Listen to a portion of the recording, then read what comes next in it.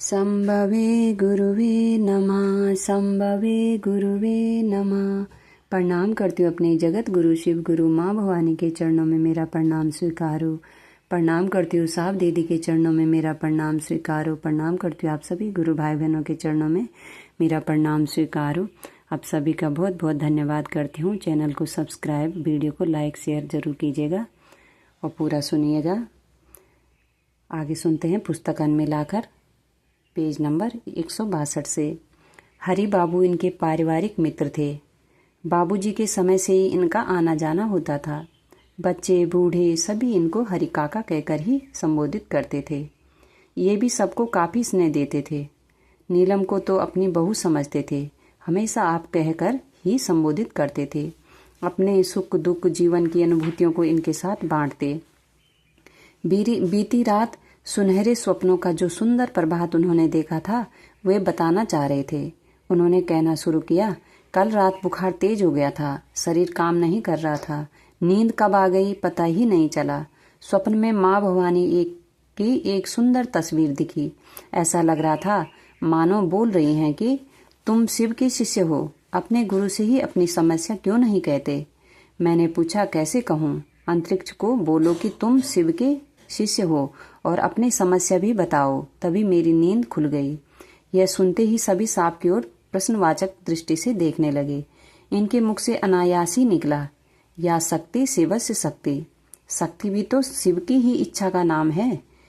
उनकी इच्छा में ही शक्ति है। हरि काका की अनुभूति भी शिव की ही इच्छा है। सभी ने समवेत पूछा, यह कैसे होगा? यह होगा कैसे? उत्तर मिला, ये तो महादेव ही बताएंगे। बलिया के अरुण यादव अपनी वाचालता एवं सुमधुर स्वर में भजन गायन के कारण गुरु भाइयों बहनों में बहुत लोकप्रिय हो गए थे। बिना सोच विचार किए मन के तल पर जो बात आती उसे निसंकोच शब्द रूप दे जाते।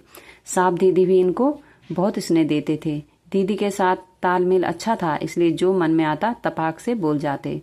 लोगों को पता था कि ये साहब दीदी से बातचीत करने में ज्यादा सहज हैं, तो जब भी कोई प्रश्न पूछना होता तो पर्ची पर लिखकर इनकी तरफ बढ़ा देते। मजे की बात यह है कि इन्हें जवाब भी मिल जाता। यह हरेंद्रानंद की उदारता का परिचायक था या गुरु भाइयों के प्रति उनका अनुराग, कहना कठिन है। रविवार का दिन था, सो दिनचर्या आराम से चल रही थी। दिन के भोजन के बाद लगभग 3 बजे चर्चा आरंभ होने को थी। तभी एक गुरु भाई ने अरुण यादव से एक स्वरचित भजन गाने का आग्रह किया। अरुण स्वर और सुर दोनों के धनी थे। वैसे प्रशंसा सुनकर प्रसन्न होना तो मानवोचित गुण है। यह तो किसी भी मानस को अभिभूत कर देता है। अरुण भी इससे अछूते नहीं रहे। टेबल को पास खींचकर उसे तबला समझते हुए भजन गाने लगे। शिष्य की राह पर चल पड़े हो अगर, साथ चलने चलाने का वादा करो। रुक गए हो तो रुकने की जिद ना करो, साथ चलने चलाने का वादा करो। भजन के बोल साहब को कर्ण प्रिय रहे। सुनते ही वे कमरे से बाहर आ गए। सभी उनकी ही आशा में थे। हरेंद्रानंद के आते ही जिज्ञासा रखी गई कि ज्योतिर्लिंग और शिवलिंग की पूजा को विस्तार से समझाया जाए। बीच में ही किसी ने उसमें और जोड़ते हुए कहा कि शिवलिंग पर ही जल क्यों चढ़ाया जाता है। प्रश्न का उत्तर गहन होने के साथ साथ विशद था। साहब को समझते देर नहीं लगी कि वहां बैठे लोगों के मानसिक और धार्मिक तल पर आकर ही इसे समझाया जा सकता है। वे कहते हैं 18 पुराणों में 6 पुराण भगवान शिव की अभ्यर्थना में लिखे गए हैं। ये है शिव पुराण, लिंग पुराण, स्कंद पुराण, कूर्म पुराण, मत्स्य पुराण, ब्रह्मांड पुराण। इन्हीं 6 पुराणों में 12 ज्योतिर्लिंग का वर्णन है। वाराणसी का विश्वेश्वर लिंग इन सब में प्रधान है। मुगल शासक औरंगजेब के समय में उपद्रवियों द्वारा यहाँ काफी उत्पात मचाया गया, फिर भी यह ज्योतिर्लिंग ज्ञान व्यापी के भीतर सुरक्षित रहा। वपन शब्द का अर्थ होता है रोपना। ज्ञानवापी शब्द का अर्थ है ज्ञान का बीज बोया जाना। इसके कारण ही वाराणसी के शिव मंदिर को ज्ञानवापी नाम से भी जाना जाता है। उज्जैन का महाकालेश्वर भी ज्योतिर्लिंग है। एक ज्योतिर्लिंग गुजरात के सोमनाथ में है। प्राचीन काल का ही, जिसे 1026 ईस्वी में महमूद गजनबी ने नष्ट कर दिया था।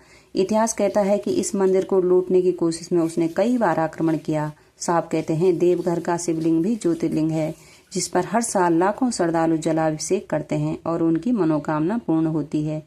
इसलिए इसे कामना लिंग भी कहते हैं।